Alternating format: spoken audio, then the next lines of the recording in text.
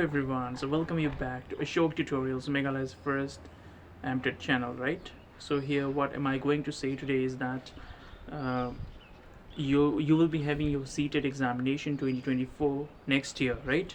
After 2 weeks you have got your Ctet exam. So for that it is not possible to make the videos on content. So what I will do is that I will just solve for you the previous year's question papers, right?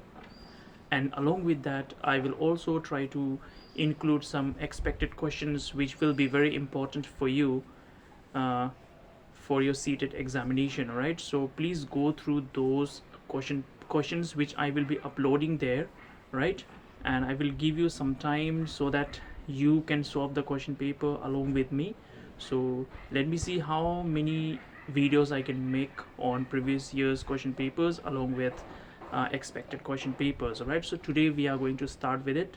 So I hope you will love it, and please comment it and let me know what are your expectations and wishes, so accordingly we shall do it. Alright, so no more time. So the only thing we can do as of now is that we can just solve the previous year's question paper, that is from 2011 to 2023 we can solve.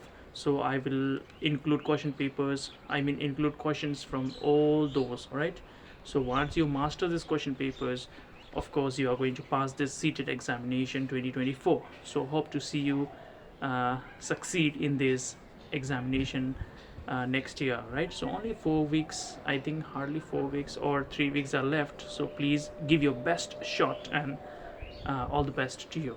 Thank you everyone. Hello everyone, so let's go here with LP section, right, which means lower primary section, that is paper 1. So those who want to become PRT teacher, so for you this paper is applicable, right? So this is a question paper, previous year's question papers and expected question paper from CDP, Child Development and Pedagogy. Right, so you have recently written your Ctet examination, so in a similar fashion even Ctet examination pattern follows. Right, so here what happens is that see, here I am making this particular video for paper 1, but it does not mean that it has no connections with paper 2. So those who are getting ready for paper 2, you can also relate to this video, and it will be very helpful, believe me. It will be very helpful because we know that CDP is connected, right? Whatever you study for paper 1 is directly connected with paper 2 as well. So whether you're preparing for paper 1 or paper 2, this is applicable. So I would like to urge each and every one of you to please go through the video as we study. And also I would like to request you to solve the question paper along with me. Along with me means how? I will be reading the questions, then options, and I will give you 3 seconds. So you please take a book, take a copy or take a paper and take a pen or pencil, and you try to solve the question paper along with me, and let's see how much you get. And based on how much you're getting, we can analyze, like how far like your preparation has gone. So that we will be checking out. Right, so let me see how far have you prepared for your Ctet examination. So you please try to solve it along with me, and once you're solving, you please comment how much you got out of 10. So only 10 questions I have taken here, right? Only 10 questions I have taken here. And what I wanted to say, there was something more I wanted to tell you, but as of now I don't remember that. Oh yes, I remember. So one more thing I want to say is that, see, I could not do justice to you because I'm not able to make content videos, which means I'm not able to make videos according to the syllabus of Ctet, because we do not have time, because whole year we were busy with Ctet examination, right? Not even whole year, just half year, 6 months we were busy with Ctet examination preparation. So I did not get enough time. So now we all know that we have got our Ctet examination next month, right, in January itself. So we do not know how much time we have, maybe hardly 2-3 weeks we have. So in this 2-3 weeks of time, let's see what we can do. So since I know that I will not be able to make videos on content or syllabus, so that's why I have chosen the best questions, the most expected questions from previous years question papers, all right, from 2000, I think 10 or 11 or 12. From that time till 2023, I have chosen the question papers from there. I mean, I have chosen the questions from those type of question papers. So we will be solving the previous year's question papers along with the expected question papers, all right. So here, so that the video do not become too lengthy, what I will do is that I will try to solve only 10 questions in one video, fine, no? And along with that, I will give you explanations. Why explanations? Because I could not make videos, content videos, so I would like to explain to you as I am solving the question paper, right? As I'm solving the question paper. So what you will do is that you please get ready with your pencil and paper and let us solve it together, and let's see how much you get out of 10 marks. Let's go. All right. So question number 1 says that children in blank stage understand object permanence but do not realize that actions can be reversed and their judgments are based on immediate appearance of things. Option A, sensory motor. Option B, pre-operational. Option C, concrete operational. Option D is formal operational. So among these, which one is the correct answer here? So I give you 3 seconds.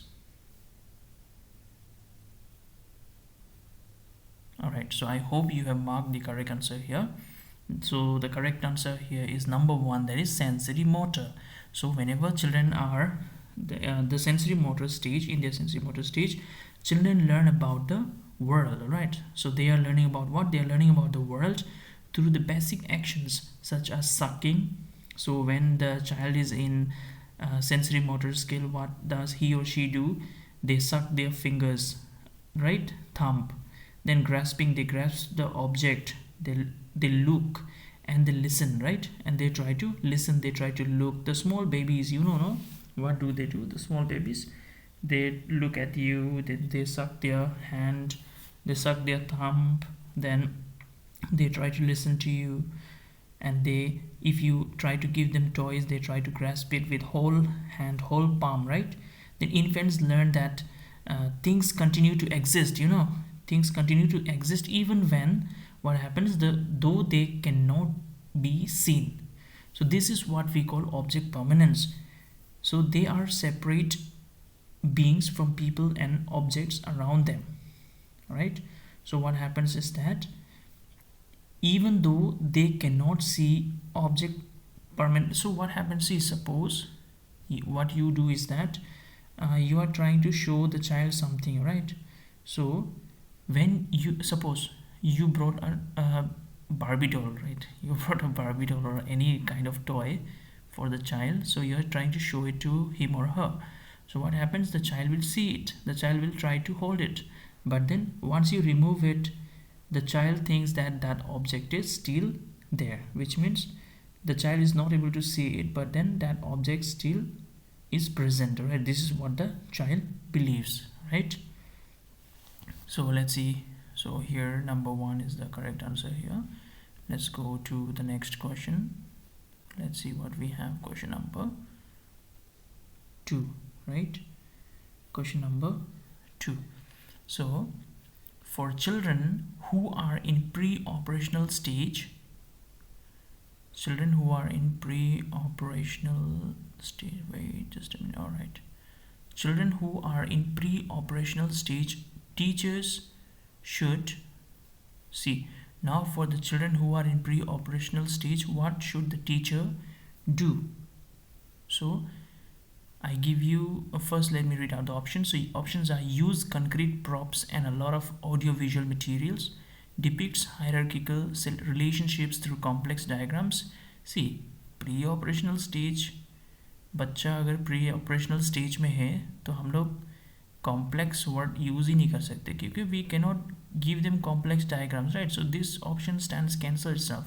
Give abstract. See, again here also a negative word, abstract. Abstract means what? Which involves high order thinking. So अगर बच्चा pre-operational stage में है तो how will the child develop that much of thinking capacity, right? Not possible. Give opportunities to solve problems that require hypothetical thinking. See, again here hypothetical thinking. So these things are not possible. So before I tell you the answer, which one is the answer, please, I give you 3 seconds. right, so you have marked your correct answer, right? So as you have marked, the correct answer here is A. Use concrete props and a lot of audio visual materials. All right. So what happens? Children in Piaget's concrete operational stage begin to make connections between different concepts. All right. So they try to make the connection between what? Between different type of concepts. So presenting information in multiple ways, right, to the child allows concrete concept to become more meaningful to them. So when we are presenting different information in multiple ways, what happens? They are able to connect their previous concept with the or their schema with the new information. All right. And graphical representation, see here what is used here, audio visual materials, right? So graphical representation such as Venn diagram. So I hope you all know what is Venn diagram. If you do not know, please try to find out from the Google and study that. That is very important. When making comparisons and timelines, when illustrating historical events and illustrate ideas. So what happens is that graphical representations, what is this? This Venn diagram is a form of graphical representation, right? So when making comparisons, so whenever we are making comparisons and timeline, when illustrating historical events and all, we make use of this Venn diagram, right? Now props and demonstrations such as spinners, paper folding and block can illustrate mathematical concepts. See here, see these days we know that before when we were children, what we used to do is that we just used to go out to the ground and we play with the mud, no? But these days the children, they do not play with mud. Whatever they play is all artificial, right? So they love playing with mobile phones first of all. But other than that, what happens is that the children, they play with artificial clay, right? They play with artificial clay. Then what happens is that they make paper folding, they play that with papers. Then they play with blocks, right? Blocks, they try to make houses with those blocks, and they with clay they make different type of shapes, right? So these things the child play during pre-operational stage. Right, now let's go to the next question. All right, see, this is a very easy question. I believe that all of you will be able to answer this, because in one of my video I have already explained about this particular term. You should all know, all remember that what did I explain about this scaffolding. So here it says, which of the following is the correct example of scaffolding? Dictating answers to questions, providing prompts and cues, offering materialistic rewards, enabling conditioning of stimulus response. So kindly please answer this. 3 seconds. All right, so I believe you have answered this. So here the correct answer is what? The correct answer here is providing prompts and cues, which means, see, scaffolding, whenever you hear the word scaffolding, you try to understand that it means temporary help. Suppose a father is trying to teach his daughter or son cycling. So what the father will do? The father will be behind holding the cycle, and the child will pedal the cycle, right? So once the father sees that the child is able to pedal it and balance it, the father will leave the cycle from behind slowly and like in a manner in which the child will not know. The child will think that the father is still holding the cycle, but the father will leave the cycle quietly, right? So this is a temporary help. Temporarily the father is helping the child, which means this is an example of scaffolding, right? So what is scaffolding? Scaffolding, it is a temporary support or a temporary help given by MKO. Now what is MKO? MKO means more knowledgeable other. So more knowledgeable other means somebody who have more knowledge than the person to whom he or she is helping out or supporting, right? So it is it is stopped when the learner becomes able to perform it independently, giving prompts and clues and asking questions at critical junctions. This is what I was explaining to you right now, that this is a temporary help. It will not be the person will not be helping the learner permanently, but only temporarily. All right, they will support the child. Now let's see the next question, what we have in next question, that is question number 4. See, whenever you hear this word, this name, Leo Vygotsky, please try to Straighten up your ears, because this person is very important. Piaget and Leo Vygotsky, these two people, they are very, very important for our Ctet examination. So here what happens is that, what are they asking about? Leo Vygotsky believed that learning is mere absorption of knowledge. Learning is controlled response to reward. Knowledge can be transmitted from the teacher to the students in a passive manner. Knowledge Cisco constructed in a zone of the child that can do independently and with support from others. Now I give you 3 seconds to solve. Alright, so I believe you have answered it. See, learning is mere. See, this is a negative word. Mere means what? Mere means only. So don't believe this. Now, learner is controlled. See, controlled, it cannot be controlled. It should be, flexible. Then knowledge can be transmitted from teacher to the in a passive manner. This is a negative word here, passive. We never do passive teaching. Passive teaching means the learner is only taking the, whatever the teacher is feeding, spoon feeding, the learner is taking. But what we believe, according to Leo Vygotsky, is that the students are the, we should teach the students in a constructivist manner, which means the children are they are able to construct their own, ideas or own concepts or own understanding. But what they need is just our help. We are just the facilitators, right? We are just the facilitators. We are just the one who share our knowledge, or we are the ones who bring out the child's knowledge. We help them, all right? We are just a temporary support for them, all right? So here the correct answer is option D. So option D is the correct answer here. Did I mark the previous question? All right, I have marked. So here the correct answer is option D. Now when we are marking option D, what happens?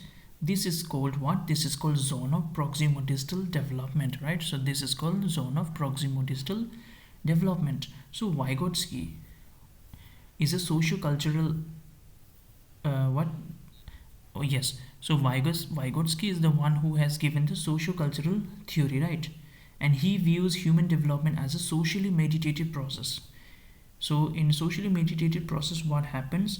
Children acquire their cultural values, right? So children acquire their cultural values, they acquire their cultural beliefs and problem solving strategies through the collaborative dialogues with more knowledgeable member of the society. So this is true, actually. This is true. So what he says is that when a child stays in a society, so what happens? He or she is learning by relating to them, because whenever we are staying in a society, what happens? We are staying with the elders, right? With the elders in the society, so in the family, among the friends, in the school. So we are learning from everyone, from more knowledgeable other. We are trying to learn, right? Problem solving skills. So this and that we learn.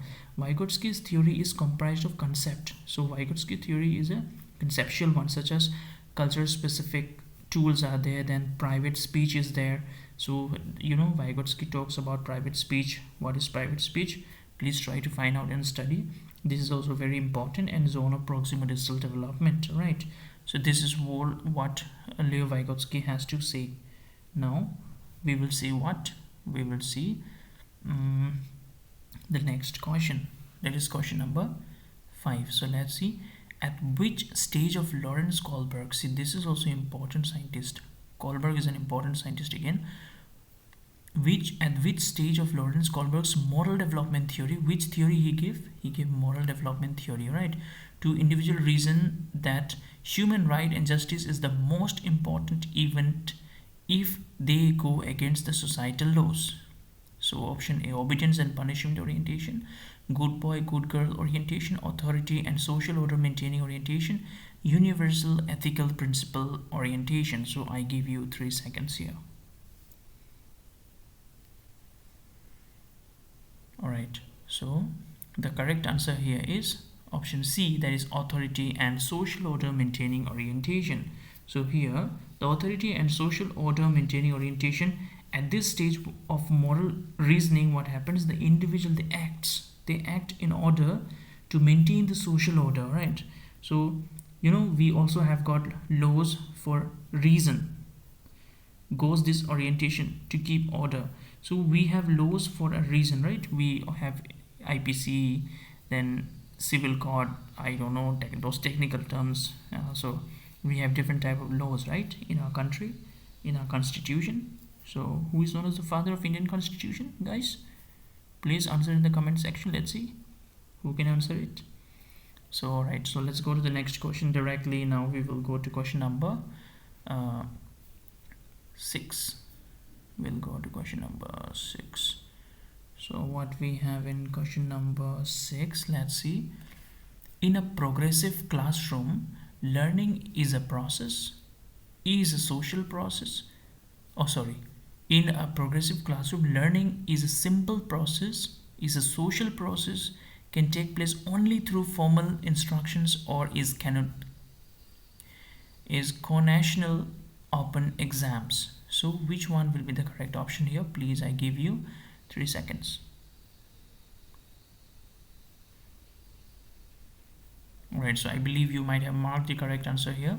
The correct answer here is a social process. So in a progressive classroom, what happens? Learning takes place socially, in a society type of education takes place, because a classroom is a social environment in which the children from different backgrounds, they are coming from different religion, from different castes, from different communities, from different backgrounds, from different financial backgrounds, from different geographical locations, and from different cultures, from different societies, from different families. So it becomes a social environment for them. So the progressive education philosophy says, what does the progressive education philosophy says is that educators should teach children how to think rather than relying on rote memorization. See, we know what is rote memorization. Rote memorization means ratta, rattification. You know what is rattification? Rattification means just by hearting the chapters, or just by hearting the question and answers without even understanding what is written there. So the new education policy, or according to the present scenario, we do not encourage rote memorization. Rote memorization is a negative term for us, which means we should not encourage our children to do rote memorization. We should not allow them to memorize. In fact, we should be able to make them understand. We should be able to tell them to write in their own words, right? It promotes cooperative learning. Children gain socially and academically knowledge from cooperative learning endeavors. Now what happens? See, in a classroom, we all need cooperation. The teacher needs learners' cooperation, and learners need teachers' cooperation, right? So it's a cooperative learning. So which means teacher as well as the learners both are learning. That is a learning process, right? It's just a learning process. So in a progressive classroom, it is the best way for students to experience real world situations. So in a progressive classroom, what happens? The children are given the opportunity to express the real world scenario. Now what happens? The process of learning by doing is at the heart of this style of teaching. Now in a progressive classroom, what happens? We believe that, see, there is one quotation I have mentioned in my last video, last videos I have mentioned once, that there was a quotation, all right? Show me I forget, teach me I remember, involve me I learn. Show me I forget, teach me I remember, and one was involve me I learn. So this I might not be able to say it correctly, so anybody knows correctly, please mention this quote. So when we are involving the learners in a process of teaching and learning, what happens is that since we are involving the learners, they themselves they are doing the experiments, they themselves they are taking participation, they themselves they are performing side by side with the teacher, so they are learning. It becomes a friendly environment, it becomes a progressive environment. The concept known as experiential learning use hands-on projects. See, different types of projects are there, different type of experiments are there, different type of activities are there, or different type of group discussions are there. So this kind of activities or progressive learning environment really aids the learner in the process of learning, right? So this is what we believe. So let's go to the next question now. Well, next question says that which of the following is a correct According to Howard Gardner, which of the following statement is correct? So, number A, intelligence cannot be nurtured and grown. Each individual possesses a different kind of intelligence. Intelligence quotient is a successful predictor of intelligence. People belonging to certain class are more intelligent than others. So, according to Howard Gardner, which one is true? So, I give you 3 seconds to think. Alright, so you might have already marked the correct answer according to you. So let me give you the correct answer here. The correct answer here is B. So according to Howard Gardner, every individual possesses different kinds of intelligence. Some will have musical intelligence, some will have academical intelligence, some will have uh, uh, literature intelligence, some will have artistic intelligence, some will have musical intelligence. So different type of intelligence are there. So according to Howard Gardner, this is the true answer. So according to Howard Gardner, what happens? Multiple intelligence is the ability. What is that? It is the ability to create an effective product or offer a service. All right. So that is valued in a culture. So what happens? A set of skills that make it possible for a person to solve problems in life. So we all have got problems in life, different type of problems, right? So we all have the ability to solve it. We have the skills. So the potential for finding or creating solutions for problems which involves gathering new knowledge. So this is what Howard Gardner has to say about it. So we are left with 3 more questions. Let's go down. Let's see what we have in the next question. That is question number 8, right? So let's see. At the primary level, National Policy of Education 2020 proposes blank as the medium of instruction across the nation. So at the primary level means what? The LP, the lower primary section.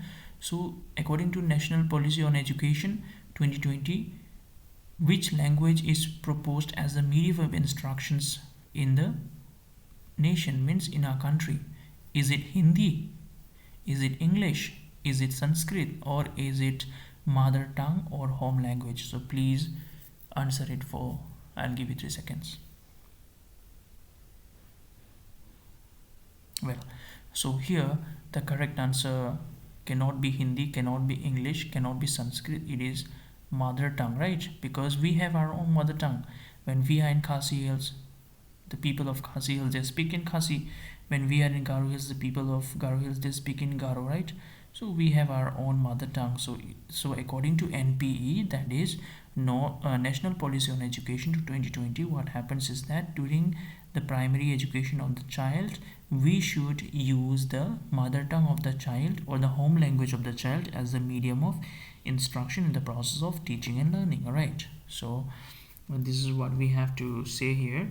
So it, the NPE 2020 tries to bring changes in many areas in education. All right. And one of them is the medium of instruction. So it tries to bring a change in medium of instructions, in which what happens is that education will be provided in primary schools. So this policy states that the mother tongue will be the medium of instructions up to class 5, right? In general, and up to class 8, especially in all schools. So in general, it has to be up to class 5, and in, to be specific, it has to be till class 8. All right. So this is what we have to say about what NPE has to say about the medium of instruction in primary school. Now let's go to the last 2 questions left. So let's see what we have. So it says flexible seating arrangements, learners working in groups are characteristic of what? See, flexible seating arrangement, then learner working in groups are characteristic of what? Is it a characteristic of behavioristic classroom, socio-constructivist classroom, teacher-centric classroom, textbook-centric classroom? So I give you 3 seconds. So I believe you have already answered this. So here the correct answer is what? The correct answer is socio-constructivist classroom. See, flexible seating arrangements means what? Flexible seating arrangement means where the learners can sit according to their own wish. It does not discriminate on the basis of gender. We do not say girls sit on the left, boys sit on the right, boys sit on the left, girls sit on the right. We don't say that. It is a mixed classroom where everybody have the freedom to sit anywhere they like with whoever they like, irrespective of the caste, creed, gender. You know, so this type of sitting arrangements is an example of socio-constructivist classroom. All right, so they are they are able to learn best in this because uh, according to the Leo Vygotsky, they are he's known as socio-constructivist, right? So according to him, like this is flexible sitting arrangement is also one way which will aid the learners in the process of teaching and learning, right? So social constructivism maintains flexibility. So its main objective is to maintain the flexibility where learning is based on real life adaptive problem solving, which takes place in a social manner through shared experiences, all right, and discussions with others such that new ideas will emerge. New ideas are matched against existing knowledge of what, and the learner adapts rules to make sense of the real world they are going to face today or tomorrow, right? So let's go to the next question. That is question number, which question then? The question number 10. All right, so this is the last question here. So let's see what we have. What kind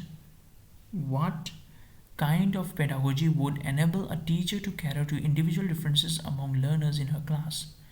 Standard and uniform? What kind of pedagogy, right? What kind of pedagogy should the teacher use? Standard and uniform, totally centered around exams, totally centered around textbooks, engaging in contextual. So I give you 3 seconds. All right, so here the correct answer is which one? The correct answer here is option number D, that is engaging and contextual. So this is the kind of pedagogy a teacher should use in her classroom, all right? Engaging and contextual. So contextual pedagogy, it is a pedagogy, all right, that incorporates what? That incorporates the different context of the learners and the social political milieu of which they are part, all right? Once what happens, the different nature of the pedagogy was grasped or accepted, the general feeling was anti-climax, right? So this is what we believe. So we all know that we are, in the present scenario, we have to give some liberty to the learners. We cannot just give passive information, or we cannot just teach the learners passively. They have to take part actively in the process of teaching learning so that we are able to give them the best of the best, and they are able to get the best from us, right?